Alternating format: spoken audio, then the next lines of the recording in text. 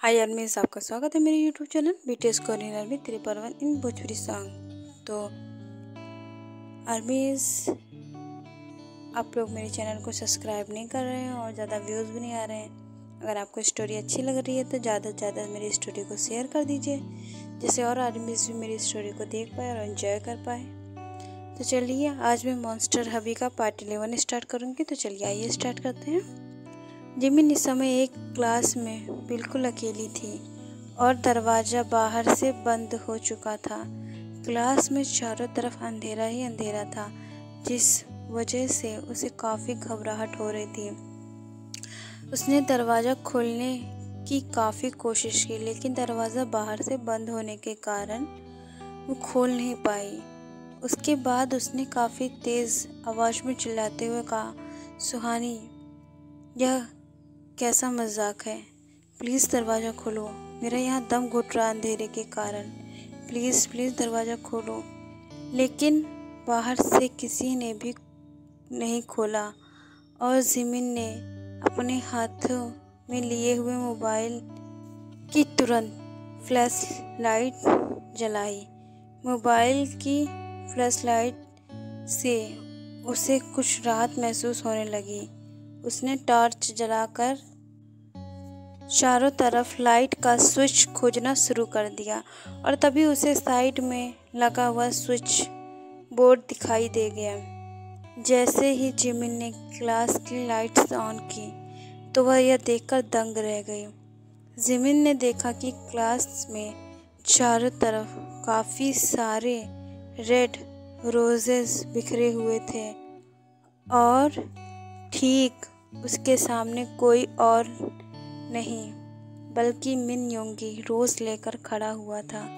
इससे पहले वो कुछ समझ पाती, वो मुस्कुराता हुआ जिमिन के पास आया और घुटनों के बल बैठकर रेड रोज उसकी तरफ बढ़ाते हुए बोला, I really love you, do you love me Jimin? इस समय इतना हैरान हो गई जिमिन कि उसे एक पल समझ ही नहीं आया कि वो क्या जवाब दे।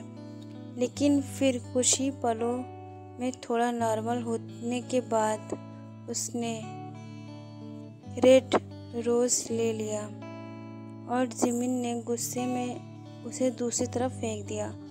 फिर उसने गुस्से में योंगी से बोला, मिस्टर मिन योंगी, आप हमारे सीनियर हैं, तो इसका मतलब ये नहीं कि आप किसी भी तरह की कोई भी बदतमीजी करेंगे और हम सहन करेंगे। मिन योंगी को ज़रा भी उम्मीद नहीं थी कि जिमिन उसके साथ ऐसा करेगी। एक पल के लिए तो वो हक्का बक्का ही रह गया, लेकिन फिर वो उसे समझाते हुए बोला, जिमिन 2 मिनट मेरी बात तो सुनो। लेकिन जिमिन ने उसकी बात बीच में ही काटते हुए कहा, पहले तो तुम मुझे ये बताओ कि कौन सा तरीका है किसी को रूम में बंद करके प्रपोज करने का, और वैसे भी मैं आपको जानती तक नहीं और लव करना तो बहुत दूर की बात है।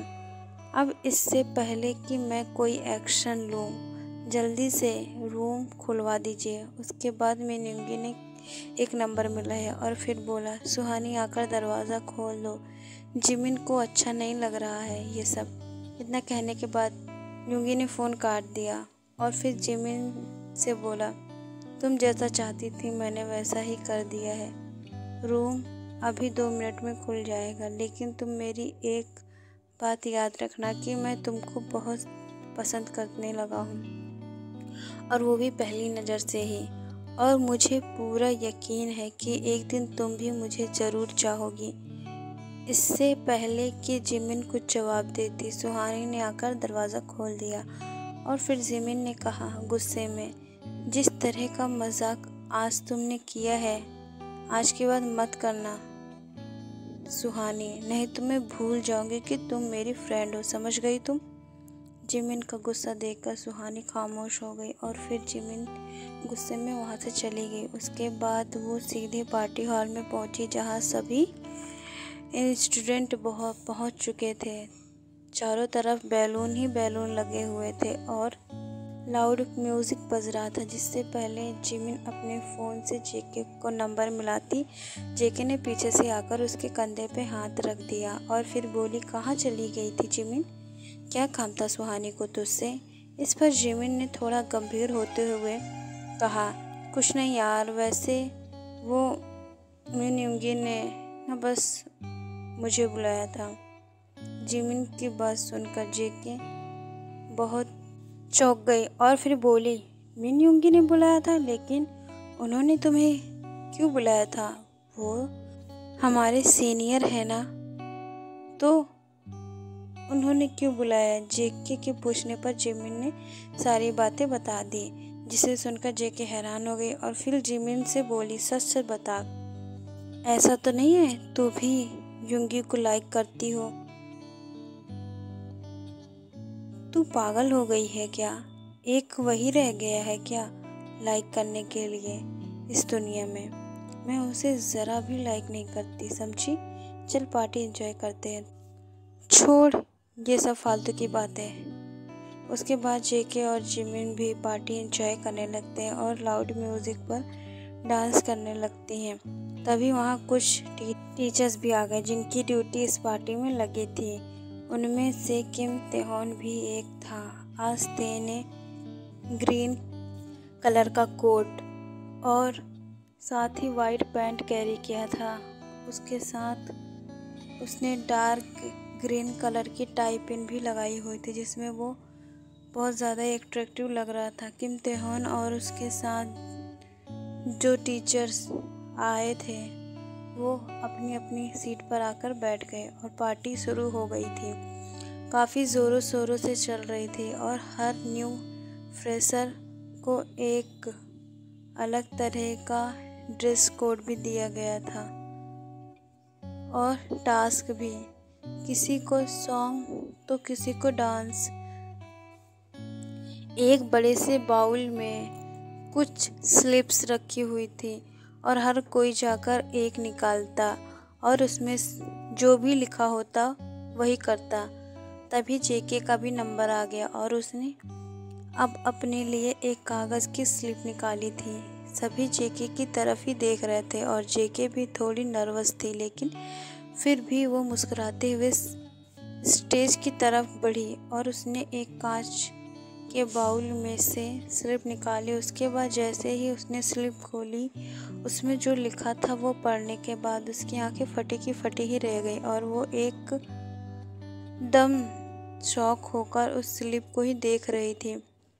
उससे खामोश देखकर सभी उससे पूछने लगे, कम ऑन जेके, क्या लिखा है? हमें भी तो बताओ और अपना टास्क पूरा करो।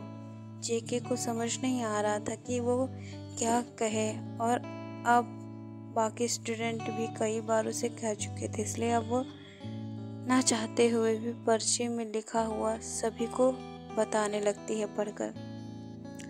जेके ने कांपती हुई आवाज़ में कहा, मेरा टास्क है कि मुझे ते सर के साथ डांस करना होगा। इस टास्क को जैसे ही ते ने सुना तो वो काफ़ी ज़्यादा हैरान हो गया। इससे पहले कि ते या जेके दोनों में से कोई कुछ भी रिएक्ट करता तो वहाँ बैठे हुए सभी स्टूडेंट ने एक ही स्वर में कहा, कम ऑन सर, आज तो आपको दिखाना ही होगा।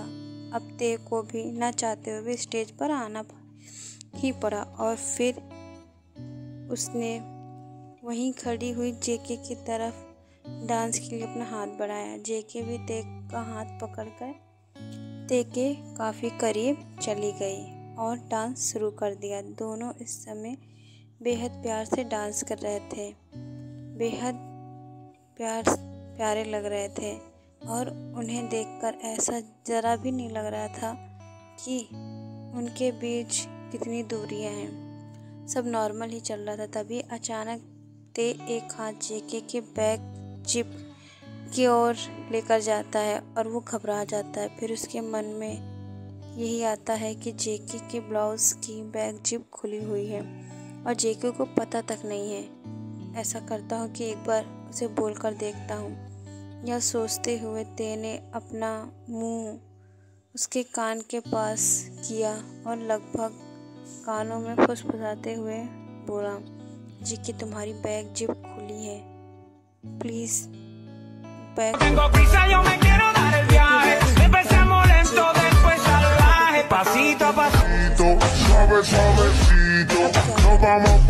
की वजह से वो पूरी तरीके से पसीने से भीग चुकी थी और ते की तरफ ऐसे देख रही थी जैसे उससे हेल्प मांग रही हो। तो क्या इस पार्ट को मैं एंड करती हूँ। स्टोरी अच्छी लग रही है तो शेयर करिए और कमेंट जरूर करिए। बाय आर्मीज।